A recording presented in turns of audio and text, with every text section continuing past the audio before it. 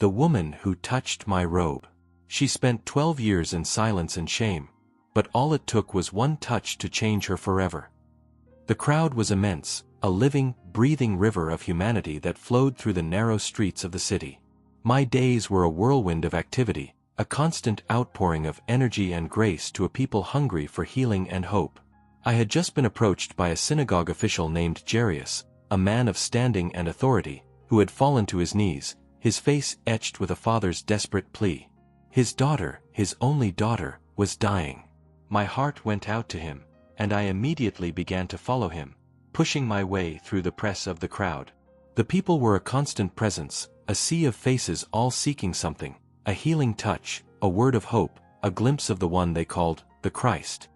They pressed in on me from all sides, their hands reaching out, their voices a continuous murmur of hope and expectation.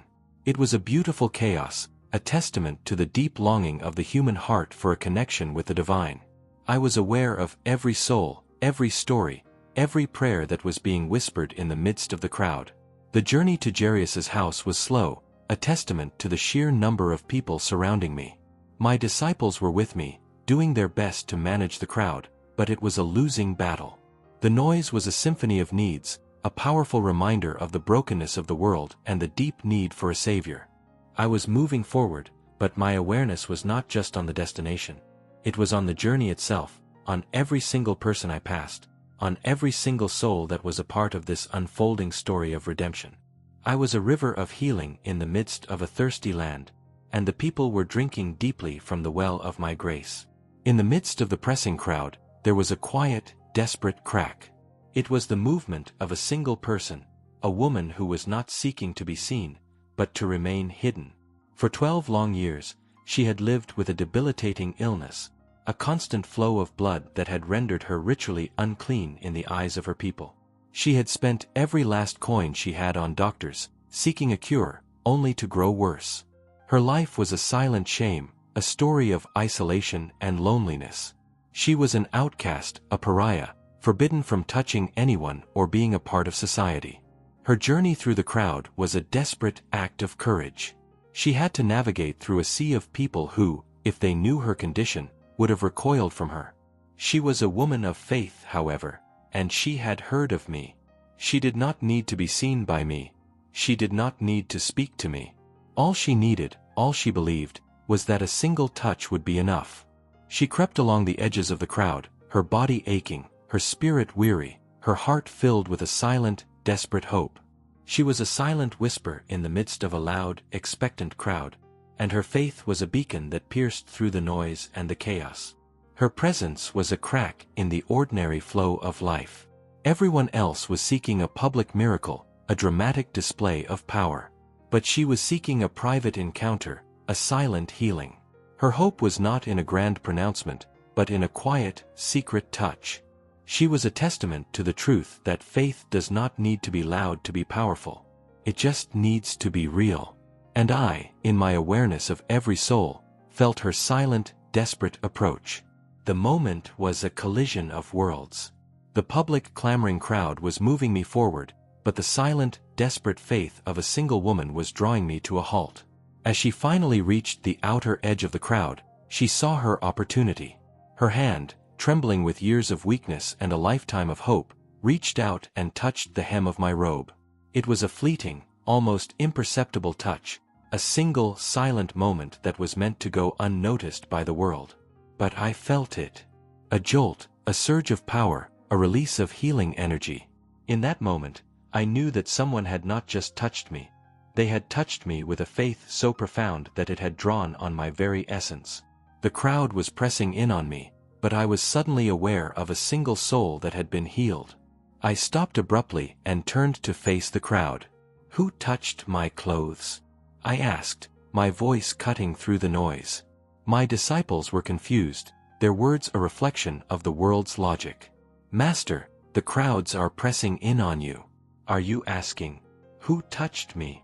But I knew what had happened. This was her breaking point, the moment where she had taken the ultimate risk, where her faith had reached its climax. She had touched me in secret, but her healing was about to be made public, not to shame her, but to celebrate her. I was about to turn a silent healing into a loud testimony, to show the world that my power was not just for the public, but for the private, desperate soul who dared to believe. The woman, now trembling with a mix of fear and awe, knew she could not stay hidden. She saw that I was looking for her, and she knew that I had not spoken with anger or condemnation, but with a profound and loving awareness. She fell to her knees before me, the very place she had once been too unclean to enter. Her voice was a soft whisper as she told me her whole story, the 12 years of suffering, the money spent, the worsening condition, and the single desperate act of faith that had changed everything. Her story was a powerful contrast to the public spectacle around us. It was a story of silence, of shame, of a woman who had lived on the margins of society. And I, in that moment, brought her to the center. I did not condemn her for her boldness, I praised her for her faith. My words were a shift, a profound moment of grace and recognition. I spoke to her, not as a stranger, but as a father to his child. Daughter, your faith has made you well. Go in peace, and be healed of your disease. My words were a dual pronouncement. They were a confirmation of her healing, a seal on the miracle that had just occurred. But they were also a public declaration of her worth, a powerful statement that a woman who had been an outcast was now a beloved daughter. I called her daughter, a term of endearment and acceptance, a word that had likely not been spoken to her for years. Her physical healing was a testimony to her faith, but her spiritual healing was a testimony to my love. I had not just healed her body, I had restored her soul. My purpose in that moment was to demonstrate a profound truth, that faith, even the smallest, most desperate touch, is enough for a miracle. The crowd was seeking a public spectacle, a grand display of power. But I was teaching them that true miracles are not about the size of the crowd or the loudness of the request. They are about the depth of faith in a single heart. The woman's story was a powerful parable of the kingdom of God, that a person who is broken, who is an outcast, can, through a single act of faith, receive a total and complete healing. I was showing them that I was not just a healer of the body, but a restorer of the soul. The woman's illness had isolated her, but my healing had not just cured her, it had reconnected her to the community, to God, and to her own sense of worth. I had not just given her back her health, I had given her back her life. Her story was a powerful testament to the fact that my love is not limited by social convention or religious law. It is a love that seeks out the broken and the marginalized, the quiet and the desperate. It is a love that sees a single touch as a powerful act of trust. This was a lesson for my disciples as well. They were so focused on the public, on the large-scale events, that they had missed the quiet, powerful miracle that had just taken place.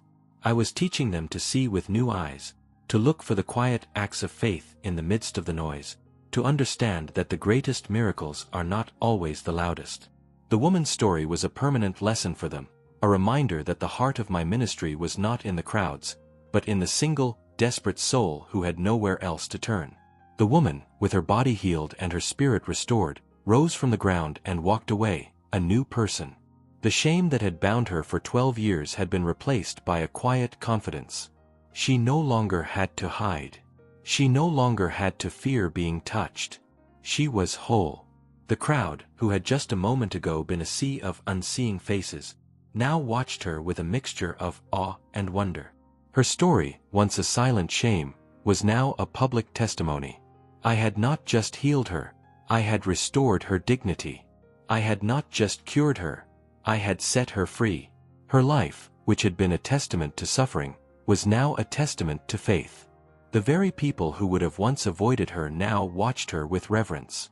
Her story became a powerful witness to the fact that my love can reach across any barrier, heal any wound, and restore any soul. I continued on my way to Jairus' house, but the journey was forever changed. The simple touch of a woman who was supposed to be invisible had transformed a public journey into a profound personal encounter.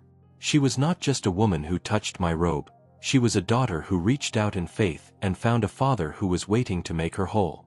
And her story, a silent whisper in the midst of a loud world, became one of the most powerful testimonies to the truth that a single, desperate touch of faith is all it takes to change a life forever. I see you. I see the heart behind the screen, the soul that carries burdens you believe no one else can see.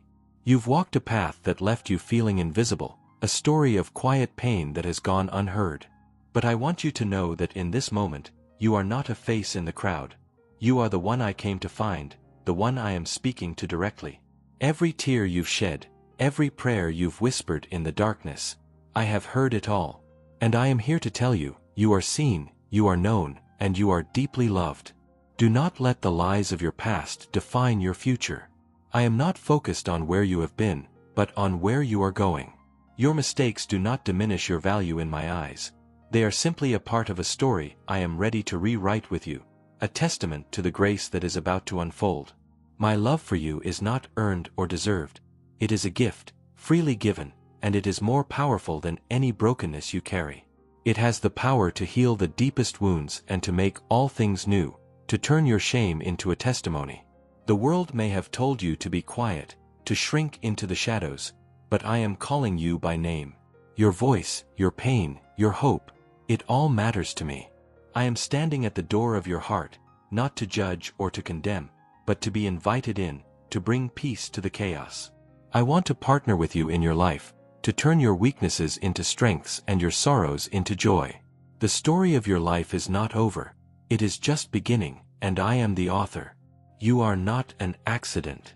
You were created with a purpose so magnificent that the world cannot even comprehend it. Your life is not a mistake, but a masterpiece in the making. Let go of the fear of what others think and hold on to the truth of who I see you to be. A precious child, deeply loved and full of incredible potential. The same hands that calmed the storm and healed the sick are ready to touch your life and set you free from every chain that binds you. I know the healing you long for, the peace your soul craves. It is not found in a person or a place, but in a relationship with me. I am the living water that will quench your thirst forever. I am the bread of life that will satisfy the deepest hunger of your heart. All you have to do is reach out and ask, and I will be there, waiting with open arms. Let go of the need to be perfect, and simply come as you are. So let your faith be louder than your fears. Let your hope be stronger than your doubt. Remember this moment, this conversation, and know that I am with you, always. I am the one who gives you a future of hope, and I am the one who will never let you go. The peace you are searching for is already here, ready for you to receive it. Just take that first step of faith. I am waiting.